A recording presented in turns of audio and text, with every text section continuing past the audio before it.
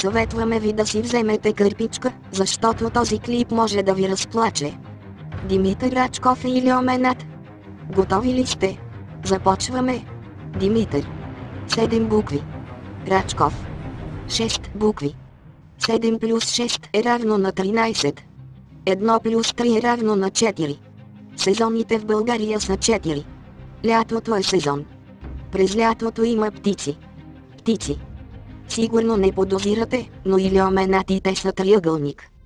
Нека поставим нашия триъгълник върху снимката с птиците. Я виж ти.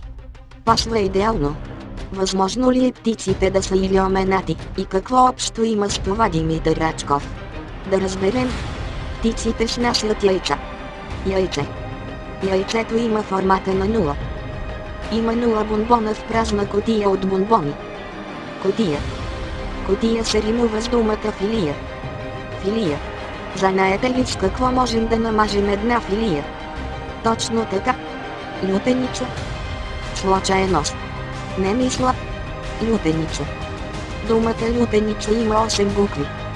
Димитър Рачков е висок 1,70. 1 плюс 7 плюс 0 е равно на 8. 8 делено на 8 е равно на 1. 1 е окото в триъгълника на илиоменати. Случайност. Надали? Димитър Рачков е илиоменат. Потвърдено.